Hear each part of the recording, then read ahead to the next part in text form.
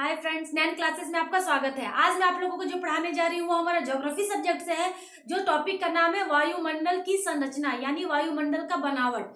अब वायुमंडल की हम बात कर रहे हैं तो हमारे अर्थ पे 4 प्रकार के मंडल होते हैं। वायुमंडल जो अभी हम पढ़ेंगे, जल मंडल, स्थल मंडल और जैवमंडल। तो ये तीनों के बारे में हम अपने नेक्स्ट वीडियो में पढ़ेंगे, बट आज हम वायुमंडल के बारे में पढ़ेंगे। तो वायुमंडल क्या है? सबसे पहले अगर हम इसकी बात करें तो जो हम अर्थ पे रहते हैं चारों तरफ वायु ही वायु फैली हुई है।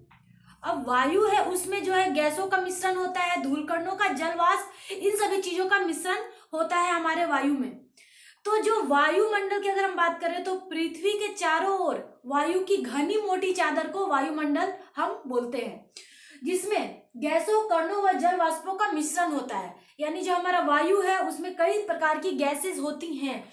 तो अगर हम गैसेस की बात करें तो उसमें कौन कौन सी गैसेस होती है, यहाँ पे मैंने नोट करके बताया। Nitrogen, oxygen, organ, carbon dioxide और हाइड्रोजन और अन्य गैसें। तो इसके परसेंटेज भी मैंने बताए हैं कि कितनी कितनी मात्रा में हमारे वायु में इन सभी गैसों का मिश्रण है, जिसमें से कि 2 इंपॉर्टेंट गैसेस हैं हमारे, नाइट्रोजन और ऑक्सीजन। तो उसकी मात्राएं मैं यहाँ पे आप लोगों को बता देती हूँ। बाकी गैसों का डिटेल यहाँ पे मैंने कितनी कितनी मात्राओं का मिश्रण है वो मैंने यहाँ नोट कर दिया है, आप लोग देख लेना। नाइट्रोजन जो है वो हमारा 78.084% पाया जाता है हमारे वायु में, और ऑक्सीजन जो है वो 20.94% पाया जाता है।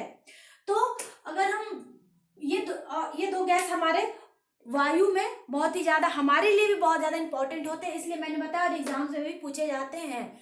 उसके बाद ये सभी गैसेस आप लोग नोट कर लेना और याद कर लेना। अब वायुमंडल के बारे में हम पढ़ रहे हैं, तो वायुमंडल को जानने के बाद अब जो वायु है वो किस ऊंचाई तक, अर्थ से लेके यानी हमारे जमीन से लेके किस ऊंचाई तक फैले हैं, उसको कितनी परतों में बांटा गया है, उसकी बनावट कैसी है और हर परतों के क्या क्या यूजेस है, इसके बारे में आज हम पढ़ेंगे। तो वायुमंडल को 5 परत में बांटा गया है, जो इम्पोर्टेंट हमारा है, यानी 5 भाग में बांटा गया है उसको। जो पृथ्वी की सतह से शुरू होती है, ना कि हमारा आसमान से शुरू होगा, हमारे वो पृथ्वी की सतह से शुरू होती है, यानी सबसे पहला जो सतह होगा वो हमारे अर्थ से स्टार्ट होगा। तो यहाँ पे मैं आप लोगों को फिगर के थ्रू भी समझा रही हूँ, क्योंकि आप लोगों के माइंड में बहुत ज्यादा अच्छे से बैठेगा, और एग्जाम्स में तो एक भी क्वेश्चन आप लोग छोड़ के नहीं आ पाओगे। तो ये हमारा देखिए, मैंने यहाँ पे अर्थ का सिंबल यहाँ दिया है, यहाँ से हमारा अर्थ है यानी जमीन है, यहाँ से हमारा। उसके बाद जो सबसे पहला मंडल होता है, जो हम नीचे से अगर स्टार्ट करें और उसको हम पहला मंडल बोलते हैं, वो हमारा है क्षोभ मंडल, जिसको ट्रोपोस्फेयर भी बोलते हैं इंग्लिश में। उसकी ऊंचाई की बात करें हम, तो उसकी ऊंचाई अगर हम विषुवत रेखा से लेते हैं क्षोभ मंडल की ऊंचाई, तो वो 18 से 20 किलोमीटर तक होती है। लेकिन अगर हम विषुवत रेखा से ऊपर की ओर बढ़ते जाए यानी पोल्स के साइड, तो उसकी ऊंचाई घटती जाती है, यानी 8 किलोमीटर तक हो जाती है पोल के साइड जाने पे। तो इस तरह से हम बोल सकते हैं कि वायुमंडल की ऊंचाई, जो क्षोभ मंडल की जो ऊंचाई होती है वो 18 से 20 किलोमीटर होती है। क्वेश्चन पूछा जाता है। और ये क्या, वायुमंडल में जो क्षोभ मंडल हमारा पहला परत है, उसके सबसे ज्यादा इंपॉर्टेंट काम क्या है, ठीक है, तो ये एग्जाम्स में पूछे जाते हैं। तो ये जो है, ये इसमें मौसम की सभी घटनाएं घटित होती है। किस मंडल में? क्षोभ मंडल में। जैसे वर्षा, आंधी तूफान, जलवाष्प, धूलकण आदि सभी जो है हमारा क्षोभ मंडल में ही होता है। इसलिए यहाँ पे कोई भी वायुयान उड़ाया नहीं जा सकता है। तो ये जो हम खाली जो हमारा वायुमंडल की खासियत है, एग्जाम में आप लोगों को पूछा जाएगा तो यही पूछा जाएगा कि क्षोभ मंडल की क्या खासियत है, या फिर ये पूछा जाएगा कि मौसम रहित वायुमंडल कौन सा है, तो वो हमारा है क्षोभ मंडल, क्योंकि मौसम की सभी घटनाएं यहाँ घटित हो रही है क्षोभ मंडल में, इस तरह से, ठीक है। अब तो यहाँ पे मैंने क्षोभ मंडल की जैसे विशेषताएं आप लोगों को नोट करने के लिए मैंने नोट कर दिया। बाकी जो इंपॉर्टेंट है आप लोगों का टॉपिक यहाँ मैंने डाल दिया है पॉइंट, जो आप लोग आपके माइंड में बैठ जाए। बादल, आंधी, वर्षा, जलवाष्प, आर्द्रता मिलते हैं यहाँ पे, सभी प्रकार के मौसम घटनाएं यहाँ पे घटित होती है। ऊंचाई विषुवत रेखा पर 18 से 20 किलोमीटर, ध्रुवों की ओर जाने पर 8 से 10 किलोमीटर यानी घटती है। उसके बाद हम पॉइंट की बात करें तो क्षोभ मंडल के शीर्ष पर स्थित क्षोभ मंडल सीमा यानी ट्रोपोस्पाउस इसे समताप मंडल से अलग करती है। अब हमारा जो है क्षोभ मंडल के बाद क्या आता है, दूसरी परत हमारी आती है समताप मंडल। तो समताप मंडल को क्षोभ मंडल से कौन सा मंडल अलग करता है, तो वो हमारा है क्षोभ मंडल सीमा बोलते हैं, इसे समताप मंडल से अलग करती है क्षोभ मंडल सीमा। हालांकि ये क्वेश्चंस नहीं आता है एग्जाम में, फिर भी मैंने यहाँ पे आप लोगों को नोट करा दिया है। ऊंचाई के साथ तापमान घटता है। अगर आप विषुवत रेखा से ध्रुव की ओर जाओगे तो वो क्या होता है, टेम्परेचर घटते जाता है और ऊंचाई भी घटते जाती है। जिस प्रकार की अगर आप 165 मीटर चलोगे विषुवत रेखा से 165 किलोमीटर, ऐसे से 165 किलोमीटर 165 मीटर जाओगे आप लोग ऊंचाई, 165 मीटर पे आप 1 डिग्री सेल्सियस तापमान घटता है। तो इस तरह से यहाँ मैंने नोट कर दिया है। उसके बाद हमारा दूसरी जो परत है हमारी वायुमंडल की, उसको हम समताप मंडल बोलते हैं, जिसको स्ट्रेटोस्फेयर भी बोलते हैं इंग्लिश में। उसकी ऊंचाई 20 से 50 किलोमीटर होती है। यानी 20 से, अगर हम क्षोभ मंडल 20 के बाद 20 से अगर क्षोभ मंडल का ऊंचाई 20 है तो हम 20 से काउंटिंग करेंगे, यानी 20 से 50 किलोमीटर ऊंचाई। समताप मंडल की हाईएस्ट ऊंचाई होती है वो 50 किलोमीटर तक होती है। इस तरह से अब ये क्यों उपयुक्त है क्षोभ मंडल की, तो मैंने बता दिया खासियत आप लोगों को। समताप मंडल का भी क्वेश्चन आता है कि वायुयान या फिर हवाई जहाज उड़ाने में उपयुक्त कौन सा मंडल है, तो वो हमारा है समताप मंडल। क्यों है, क्योंकि यहाँ पे ये मौसम रहित होता है, यहाँ पे मौसम की कोई भी घटनाएं नहीं घटित होती है, जिसके कारण हवाई जहाज को आराम से उड़ाया जा सकता है। तो इसलिए वायुयान के लिए उपयुक्त है ये, बादल एवं मौसम से मुक्त है। इसी मंडल में यानी समताप मंडल में ओजोन परत पाया जाता है, जिसमें ओजोन गैस की प्रधानता होती है और सूर्य की आने वाली पराबैंगनी किरणों को सोख लेती है, यानी खत्म कर देती है, ब्रेक कर देती है।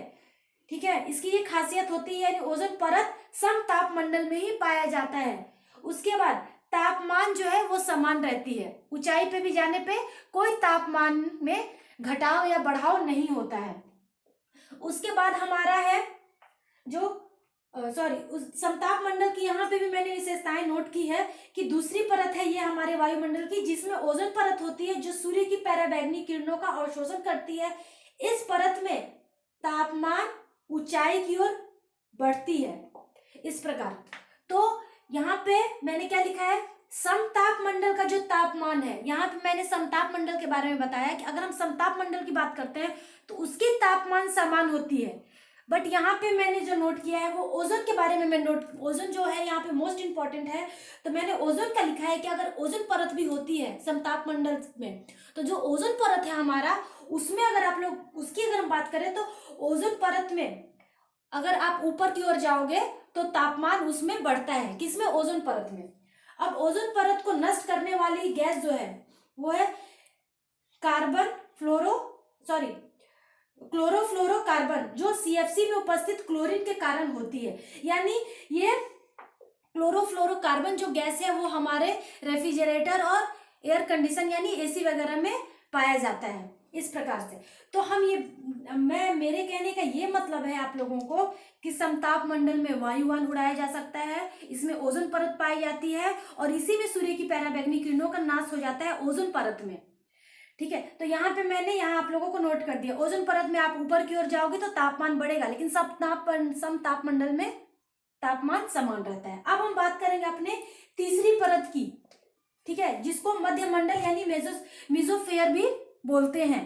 ठीक है, तो मध्य मंडल जो है वो हमारा मध्य मंडल, इसको हम इसलिए भी बोलते हैं क्योंकि 2 मंडल नीचे और 2 मंडल ऊपर, यानी ये बीच का मंडल होता है, इसलिए इसको मध्य मंडल और इंग्लिश में मेसोस्फीयर बोलते हैं। अब इसकी क्या खासियत है, इसकी ये खासियत है मध्य मंडल के, हर मंडल की अपनी अपनी खासियत है इंपॉर्टेंट।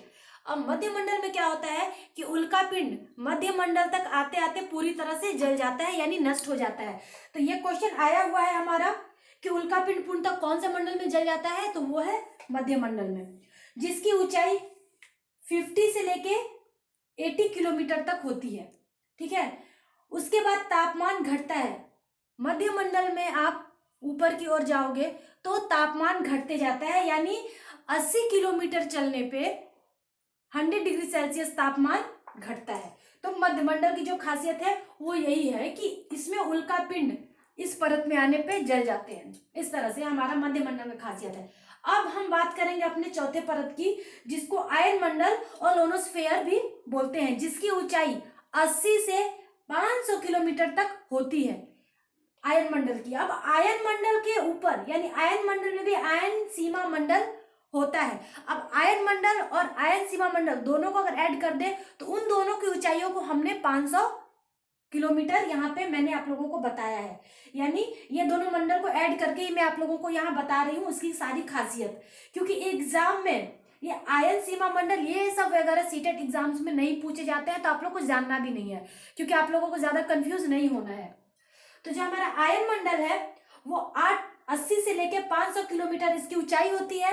इसकी खासियत क्या है कि रेडियो तरंगों को वापस भेजती है पृथ्वी पर, और उसके बाद रेडियो संचार संभव है इसी मंडल पे। तापमान में वृद्धि ऊंचाई के साथ होती है, यानी 250 किलोमीटर आप चलोगे तो 700 डिग्री सेल्सियस तापमान बढ़ेगा इस तरह से। तो इस मंडल की खासियत आप लोगों को पता चल गया है कि रेडियो तरंगे जो है वो इसी मंडल के द्वारा पृथ्वी पर भेजी जाती है। यानी जितने टेलीविजन, फोन, जो कुछ भी चलाया जाता है आज, जो भी हमारा सोशल मीडिया है, जितनी भी हमारी संचार हो पा रहा है, तो संचार की सुविधा जो भी उपलब्ध करा रही है इस मंडल में ही संभव होता है, इस मंडल से ही होता है। तो इस तरह से, तो इसकी सबसे बड़ी खासियत है रेडियो तरंगों को इसी मंडल में ऑपरेट किया जाता है। तो आप ये एग्जाम्स में बोल सकते हो। बाकी संचार भी इसी मंडल से समझा, तापमान के बारे में भी मैंने बता दिया। उसके बाद यहाँ पे यह भाग कम वायुदाब तथा पैराबैंगनी द्वारा आयनीकृत होता है, यानी जो इसमें पैराबैंगनी किरण होती है वो यहाँ पे आने के बाद जो गैसेस होती है उसके द्वारा आयनीकृत हो जाते हैं, यानी नष्ट हो जाते हैं। तो ये हमारे आयन मंडल का है। उसके बाद सबसे ऊपर वायुमंडल यानी बहिमंडल भी बोलते हैं, जिसको एटमॉस्फेयर बोलते हैं इंग्लिश में, ठीक है। तो जो हमारा वायुमंडल है या बहिमंडल है, बहिर्मंडल, उसकी खासियत क्या है, इसकी कोई सीमा नहीं है। यहाँ से क्या है, अंतरिक्ष का विस्तार है। आप यहाँ से कोई हमारा मंडल नहीं होता है, यानी यहाँ तक हमारा जो 5 परत होता है मंडल का, उसकी सीमा समाप्त होती है, लेकिन यहीं से अंतरिक्ष का विस्तार शुरू हो जाता है। तो इसकी कोई ऊपरी सीमा नहीं निर्धारित नहीं है, यानी इसके ऊपर कोई सीमा निर्धारित नहीं है, वो अंत है, अनंत है। और इसकी सबसे बड़ी खासियत है बहिमंडल की, किसमें हाइड्रोजन एवं हीलियम गैस की प्रधानता होती है। तो एग्जाम से बस यही पूछा जाता है कि हाइड्रोजन एंड हीलियम गैस कौन से मंडल में पाया जाता है, तो वायुमंडल में, जो कि मैंने आप लोगों को नोट कर दिया है। वायुमंडल की सीमा है, यानी ये वायुमंडल की सीमा है। जो बहिमंडल है ये वायुमंडल का जो 5 परत बताया गया उसकी ये सीमा है। तो यहाँ पे ये वायुमंडल की लास्ट सीमा है हमारा बहिमंडल, अंतरिक्ष का विस्तार है, इसी मंडल से अंतरिक्ष शुरू होता है। तो ये हमारा जो है 5वां परत है वायुमंडल। ये हमारा जो वायुमंडल की संरचना के बारे में हमने जो 5 परत पढ़ा है, उस 5 परत की जो भी हमारी खासियत हमने पढ़ी है वो एग्जाम्स में आते ही आते हैं, तो वो जरूर पढ़े और इसमें ज्यादा कंफ्यूज मत करें कि क्या, मैंने जितने कंटेंट्स आप लोगों को पढ़ने हैं उतने नोट कर दिया। उसके बाद मैंने अलग से आप लोगों के लिए नोट्स डाला है, ये एग्जाम्स में कई बार पूछे जा चुके हैं, इसलिए मैंने ऐड कर दिया है यहाँ पे कि तापमान मापी यंत्र का नाम तो सभी को पता है, कॉमन है, थर्मामीटर। तो थर्मामीटर जो है वो किस में नापा जाता है, तो वो सेल्सियस फ़ारेनहाइट में नापा जाता है इसका मेजरमेंट। इसका आविष्कार किसने किया है, तो एडर्स सेल्सियस ने किया है। एग्जाम्स में अगर आता है आविष्कारक का नाम तो सेल्सियस लास्ट में लगा हुआ है, तो आप लोगों को डायरेक्ट पता चल जाएगा कि वो थर्मामीटर का आविष्कारक है। और सेल्सियस फ़ारेनहाइट सबको पता है, ये कॉमन चीज है। उसके बाद हम बात करेंगे वायुदाब मापी यंत्र, यानी वायुदाब को मापने वाला यंत्र का नाम क्या है। कई बार क्वेश्चन पूछे जा चुके हैं, हमारा प्रीवियस क्वेश्चन है। तो यह है बैरोमीटर, जिसको इंच, मिलीमीटर और मिलीबार में नापा जाता है, जिसका आविष्कार 1943 में टॉरसेला ने किया है, यानी टॉरिसेली ने किया है 1943 में। तो ये आप लोगों को याद करने का, बैरोमीटर के बारे में काफी एग्जाम्स में पूछे जा चुके हैं कि वो बैरोमीटर का यूज क्या है, तो वायुदाब मापी यंत्र है ये। अब वर्षा मापी यंत्र का नाम है हाइड्रोमीटर, जिसका आविष्कार ग्रेव ने किया था। तो हाइड्रोमीटर। और पवन वेग मापी यंत्र का अगर हम बात करें तो उसको एनीमोमीटर यंत्र का नाम है। और वात दिग्दर्शी जो हमारा यंत्र है उसका यूज क्या है, तो पवन की दिशा का मापन यंत्र है, यानी वात दिग्दर्शी से हम पवन की दिशा का मापन करते हैं, और पवन का वेग का मापन यंत्र हम एनीमोमीटर्स करते हैं। ये जितना भी हमारा मेजरमेंट जो है, हमारा यंत्र है, ये सभी आप लोग जरूर ध्यान में बैठा लीजिएगा, क्योंकि ये एग्जाम से बहुत ज्यादा इंपॉर्टेंट है, पूछा जाता है। तो यहाँ पे हमारा जो है वायुमंडल की संरचना का जो टॉपिक है वो फिनिश होता है। आप लोगों को इतना ही पढ़ना है। चलिए मिलते हैं अपने नेक्स्ट वीडियो में। और अगर आप लोगों ने मेरे चैनल को सब्सक्राइब नहीं किया है तो जल्दी से सब्सक्राइब कर लीजिए, लाइक शेयर कमेंट जरूर करिए। मिलते हैं अपने नेक्स्ट वीडियो में। Thank you.